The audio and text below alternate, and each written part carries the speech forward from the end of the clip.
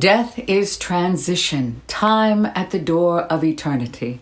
Welcome everyone to Book Study 21 of Unfolding Consciousness, Exploring the Living Universe and the Intelligent Powers in Nature and Humans. That's you. This is written down and thoroughly explained and referenced by Dr. Eddie Villamoria. Today we talk about something I think we should talk about more often. I really do. It is an essential part of our being alive. It is death. Death is transition, time at the door of eternity. From Unfolding Consciousness, we're in volume 2 now, and that's page 63. Special thanks and lots of love to our fellow dedicated student of the ancient teachings, also working tirelessly and selflessly to serve and get them out into the world. Chris Sheridan, the host of Living the Inner Life right here on YouTube. Check him out at Chris Sheridan 33.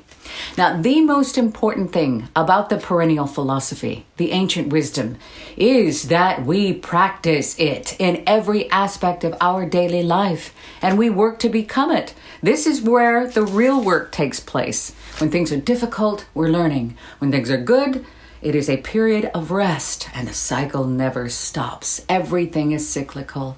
These are not for us to just read and study academically, then go meditate, and then forget everything and return to our daily lives. They are to be applied in every day, in every way, in every situation. Life is going to give you obstacles and challenges, and these are the real classrooms. What are you going through right now? What is bothering you? What's on your mind? What ails your heart? Well, that's where you need to apply these teachings, and you become them, and we use these timeless truths to overcome our lower nature, ourselves, which is the only thing we have control over. And through this daily practice, we can together change the world by changing ourselves. It's not the other way around, wanting to change outside circumstances or other people. It's changing ourselves. So let's begin. And when, after having divested thyself of the mortal body, thou arrivest at the most pure ether, thou shalt be a god, immortal, incorruptible, and death shall have no more dominion over thee. That is Pythagoras from the Golden Verses of Pythagoras. And Francis Bacon declared, death exempts not a man from being, but only presents an alteration. That's from an essay on death. And Hamlet professed to grunt and sweat under a weary life, but the dread of something after death, the undiscovered country from whose bourne no traveler returns, puzzles the will and makes us rather bear those ills we have than fly to others that we know not of. That is Shakespeare, or was it Francis Bacon? From Hamlet, Scene 1. Now, in Chapter 5 of Volume 2, Eddie presents an explanation about the 3 principles of transitional stages involved in the cycle of reincarnation, physical death, post-mortem existence, and rebirth. It is clearly demonstrated that contrary to the scientific assertion that death means the extinction of consciousness, since the beginning of time, the perennial philosophy has taught us that death is both transition and release from earthly bondage, not an extinguishment. The topic of apparitions is also covered. Ghosts, the paranormal, which so many of us seem to be completely obsessed with these days. The emphasis now placed on explaining such phenomena in terms of how it is that a strongly earthbound nature or unfulfilled desires and appetites during earthly life can temporarily energize the post-mortem psychic garment. The explanation draws heavily on the core occult doctrines presented earlier in Unfolding Consciousness on what man is made up of, the constitution of man, and of his vehicles of consciousness, particularly that which serves as a bridge between the mortal or personal and the immortal or divine elements of man. Further explanation is provided from poetical and literary works of magnificent mystical vision, primarily the Divine Comedy by Dante Alighieri. Scientific and photographic evidence is referenced in support of some of the occult theories. Further scientific evidence for mediumship and after-death communications is cited in support of claimed memories from a past life as indispensable elements of post-mortem existence. The concepts of heaven and hell are examined. It is no exaggeration to say that ideas concerning these range from the vague to the absolutely ludicrous and are abundant in the world of today and orthodox religions, as also in science. Therefore, no effort is spared in explaining carefully the exact meaning and significance of these admittedly controversial terms. A major section is devoted to explaining how the fate of an incarnation depends critically on whether the connection between the personality and the higher self is maintained and strengthened or weakened and severed. Since this is a complex chapter, it is fully illustrated and closes with a summary and closing remarks. I think we should complete this chapter together, so we will continue in next week's book studies as well.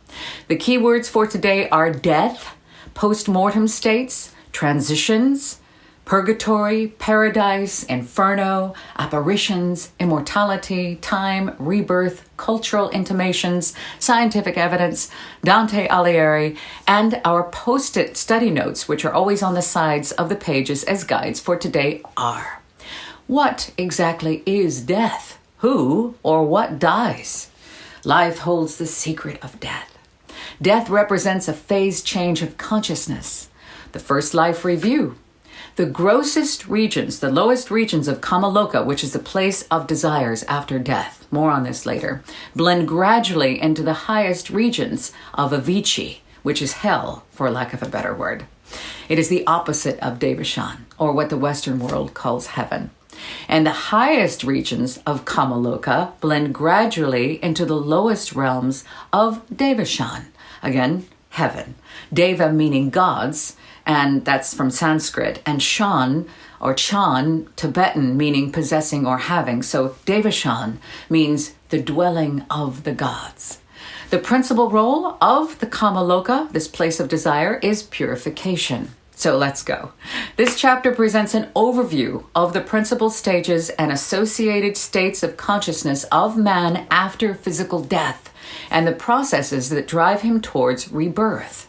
However, there are a multitude of complex details to consider in exploring the undiscovered country, as mentioned by Hamlet earlier.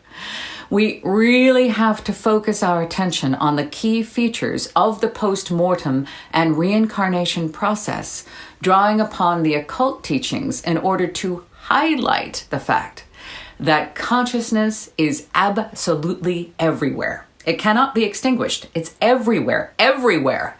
It never dies. Consciousness never dies. In other words, using the simile of ice, water, and steam being phase changes of the same H2O, death and the post-mortem states are but changes of phase, which is unaffected by different phase states of itself. First and foremost, Eddie asks the question, what exactly do we mean by death? In occultism, the meaning is not quite as straightforward as the everyday sense of the term. What is death? And is there just one death? In fact, there are two deaths, which logically means there has to be two births. The first death is obvious, but the second one needs some explaining, so we're going to get to that. Accordingly, the transition of man's consciousness after physical death and towards subsequent rebirth is described in three principal and well-defined phase transitions. A, from physical life to astral life. B, from astral life to spiritual life. And C, from spiritual life to a new terrestrial life. The term astral is used as the best available term in English to refer to the psychic realms that encompass the broad intermediate planes ranging from the physical to the spiritual. For more on this, please see Chapter 3 in Volume 2, page 40. Then follows an explanation of how and why apparitions, or what we would call ghosts, occur, since such appearances are directly understandable in terms of the post-mortem states of man. So let us start naturally with the transition of consciousness from physical existence. consciousness from physical existence. An understanding of all that death involves depends on a proper understanding of the total composition of man during physical life. So that's why it's said that the key to the secret of death is held in physical life, so poignantly expressed in the prophet. You would know the secret of death, but how shall you find it unless you seek in the heart of life? If you would indeed behold the spirit of death, open your heart wide unto the body of life. For life and death are one, and even as the river and the sea are one. And when the earth shall claim your limbs, then shall you truly dance. That's Halil Gibran. So it would be useful to summarize briefly that man, as a unit of consciousness, functions on earth through 7 principles, which may be grouped in several ways. But for the better understanding of the death and rebirth processes, they can be grouped into, first, the individuality, the upper triad, the upper 3, meaning Atma, the divine self, in conjunction with the upper duad, the upper 2, made up of Buddhi, which is the spiritual soul being the vehicle of Atma, because for something to be, it needs a vehicle. And Manas, the human soul, or mind in its higher aspect, the higher mind. Second, the personality, the middle duad, the animal soul, the psyche comprising the kama manasic, meaning kama manas, the desire mind, duality of manas and its lower aspect with kama, meaning desire. And third, the lower triad, made up of prana, the life force, the linga sharira, the etheric double body as its vehicle, and the stula sharira, the physical body. This esoteric classification is shown in the first 2 columns of this table. So look. And here you'll see what I'm talking about as you're looking at, you see the lower triad, the middle duad, and the upper triad, which portrays man during the physical life and the 2 stages of his post-mortem consciousness. So looking here, you see the first transition from physical life on earth to astral life in Kamaloka. Man who is physically born must eventually physically die. But what exactly is physical death? From the standpoint of materialism, it means the stopping of the functions of the brain, heart, and other bodily organs. This is obviously so, but there is more to consider. The popular idea that loss of brain function means the extinction of consciousness is not upheld these days by enlightened scientists and psychologists. For more on this, see Volume 1, Unfolding Consciousness, Chapters 2, 4, and 6. And it's certainly not upheld in occultism, which teaches that physical death is transition, the same H2O existing as ice, water, and steam, or all 3 phases at the triple point, is an appropriate simile for the transfer of consciousness to the different phase states of itself. The various phases of the complex transition are now described in what Eddy calls unavoidably stylized fashion, purely for simplicity. Physical death, and immediately after, in the course of dying, and immediately afterwards, the lower sentient consciousness, which is of course held in control by the brain and the physical senses, is extinguished with the death of the brain and senses. However, the higher consciousness survives forever because its root lies in eternity. Memory is therefore dislodged from the physical brain. And furthermore, the Mayave Rupa, which is the illusory body, fully explained in Chapter 4, which is the previous chapter to this one. We're going to be covering that in a later book study.